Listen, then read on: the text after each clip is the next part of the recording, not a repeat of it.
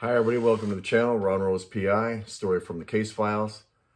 Today I'm going to share a story that spanned over 30 years from start to finish. And I share the story because it's truly tragic.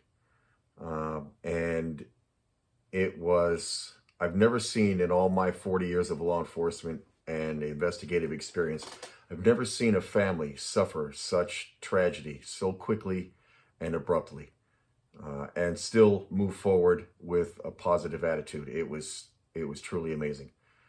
Uh, it all started about 30 years ago. I was on patrol and I got a call of a home invasion, single man, a male, in blue jeans, no shirt, sitting in the living room. He broke in and he sat down in the living room and he's bleeding profusely from his stomach. So that was my information. Dispatch told me that they had medical on the way and backup for me on the way. I was a single man unit. So I get there and I know the family, I know the house. It's on the corner. And the wife and the children are scared to death, crying. And the husband is like freaking out. He doesn't know what to do. And I walk in the front door and I see one of our frequent flyers to the police department and to the jail sitting in a chair. And he's bleeding all over this poor guy's chair. And he's obviously under the influence. And he knew me and I knew him. We'd had many, many contacts before. So I tell him, listen, you got to lay on the floor and we got to put pressure on that. The ambulance is on the way. I don't have any idea what happened to him other than I can see he's holding his belly and he's bleeding. I mean, he's really bleeding.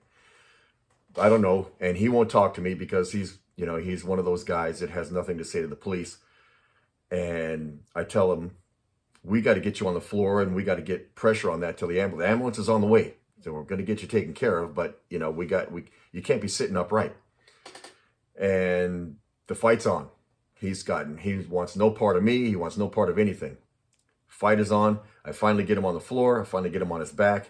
And now I'm holding him down and I'm holding his belly closed and his belly is blurbing. I don't know what word to use, but it's, he's struggling and it's gushing out fluids out of his belly. And I'm trying to hold his belly closed and I'm trying to hold him down at the same time. And finally I get some backup. And so the ambulance shows up. And I mean, that transpired for a few minutes. And in those circumstances, it seems like a half hour, but I'm sure it was really only a few minutes before that circumstance was under control. So we get him loaded up on the ambulance. He's in custody for, at least for home invasion. I mean, he just broke into this guy's house and took over. And so he's on his way to the hospital with a police escort. And so it's my case. So I go outside and I follow the blood trail. I follow the blood trail out to the sidewalk, down the street, through the field, over a fence, through the parking lot, and around to a front door. It led right to a front door a block away. He traveled quite a bit. I got to hand it to him. He traveled quite a bit, bleeding out. And I knock on the door.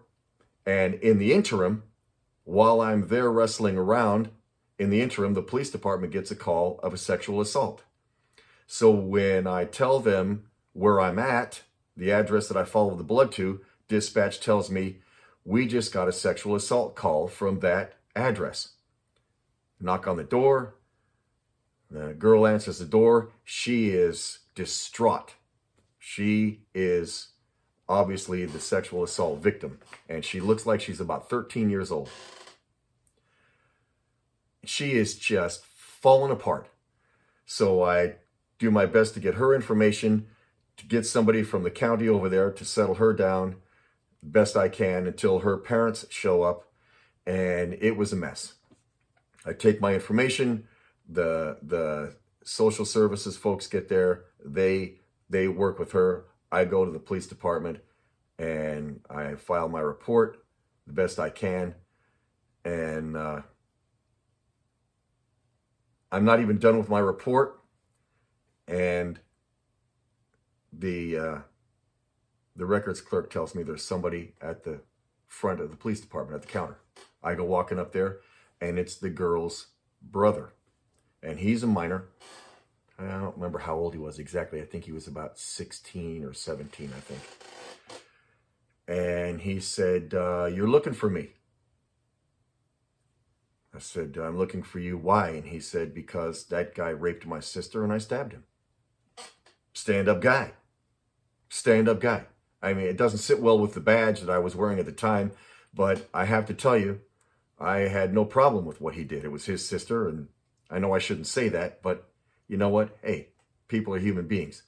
And he's a stand-up guy, and so I said, okay, and unfortunately, we had to take him into custody, and I did. Took him into custody and transported him to the jail, and he laid out a full confession. He goes, look, I was upstairs. I heard my sister screaming, stop it, stop, stop, you know.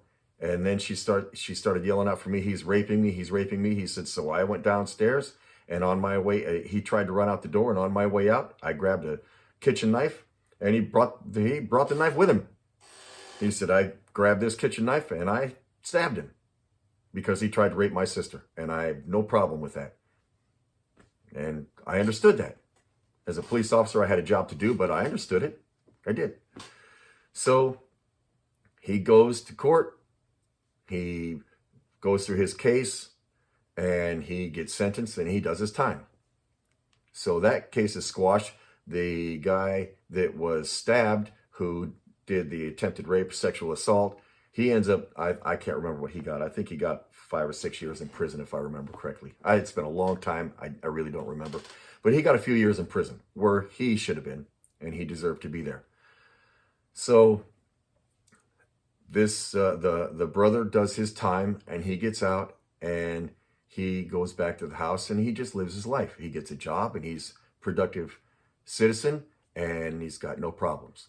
Good kid. I always thought he was a good kid, and I had no problems with him ever. He was always very respectful anytime I ever contacted him for any reason. Very respectful. Even the night that he turned himself in, extremely respectful. I never had a problem with that kid. I thought he was a good kid. So I guess it was about 2 or 3 years later, I don't remember. I'm on my way to work. I turn the corner. Just before I get to the police station, there's a big lazy turn and down the street. So I come around the corner, and I'm heading down I'm just before a real sharp corner. And actually, if you watch my other videos, it's the same corner that the guy crashed into the truck. That's in one of my other videos. Same corner, because it's really nasty. It's a really nasty turn, and you can't take that turn over 30 miles an hour. It's impossible. So I see there's a phone pole laying across the road, and some guy, there's one car in front of me. He runs up to me, and he's like, it just happened. It just happened like 5 seconds ago. And I jump out of the car, and I see there's a Camaro sitting in the fields. It was a broccoli field that had just been churned up, disc. They call it disked with the tractors. So there's great big chunks of dirt. And it's sitting out in the middle of the field, kind of sideways, with a big crunch in the front of it. And the engine's on fire.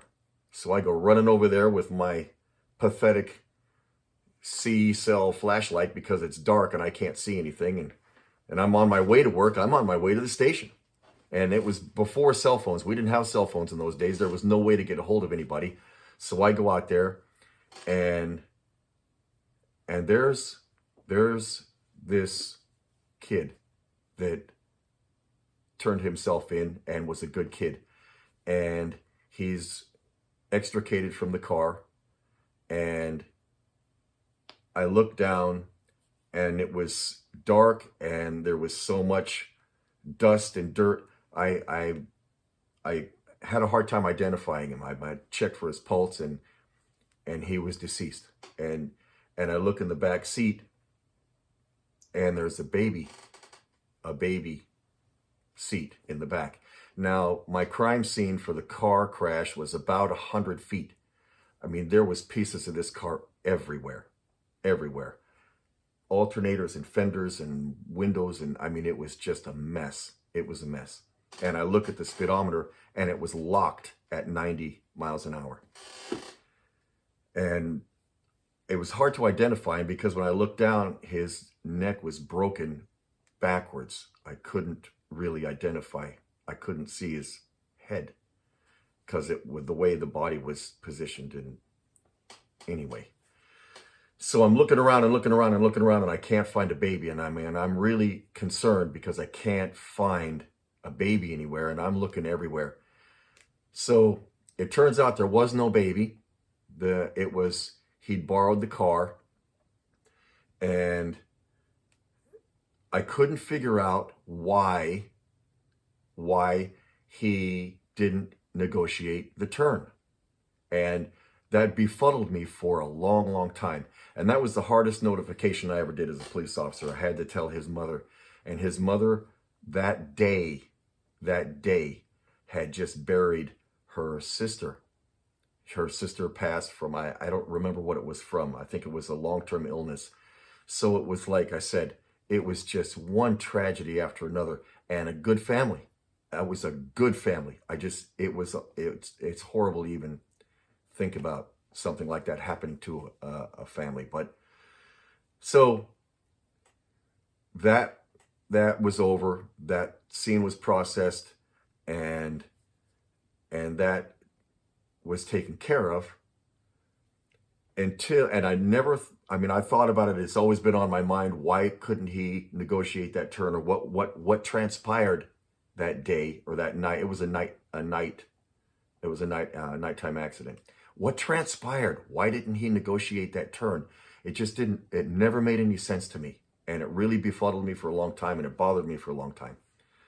So after I retired, I became a private investigator. I was working a case, and one of the interviews I had to do was a gentleman, and we were talking, and I don't even remember, other than he was from the same city, and he knew some of the same people.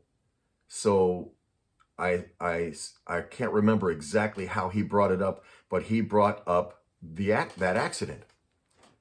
And I said, yes, I remember. And he asked me if I knew about it because he knew I was a policeman in that city. And I said, yes, I remember that accident. I was the first one there. And he said, do you know why he didn't negotiate that turn? And I said, no. And now understand, this is almost 25 years later. This just happened a few years ago. This was almost 25 years later when I had this conversation with this gentleman. And he asked me, do you know why he didn't negotiate that turn? And I said, no. And it's always bothered me, really bothered me bad. And he said, because he was coming to pick me up. And I wasn't there. And when he went back home, he thought he was going one direction, but because where he was supposed to meet me had him turned around. So when he headed home, he thought he was going one way and he was actually going another way. So he was on a different road than he was familiar with. That's why he didn't negotiate the turn, because he thought the road that he thought he was on went straight into town, and it would have been no problem for him, straight into town. But the road he was actually on didn't go straight into town. It had that really sharp turn, and he was not able to negotiate that turn. And it took his life as a very young man. So it's a really sad story, and a lot of twists and turns to that. And I have to leave out a lot of details because it's just too personal for the family, and I just can't do that. That was a very, very good family, and I'm just not gonna talk about any more of the details. But you never know how things work out or why they work out the way they do. But pay attention to how you live your life and some of the things that you do or you don't do, because you never know what's going to happen next. That seems to be a theme from my last video as well. So thanks for checking in. This was probably the longest video. I think it's the longest video I've ever done, but thanks for checking in. If you like it and subscribe. If you don't, Thanks for giving me a shot. I appreciate it. Wherever you are and whatever day or night it is in your time zone, I hope you're safe and I hope you're healthy and your family as well. Take care. Bye-bye.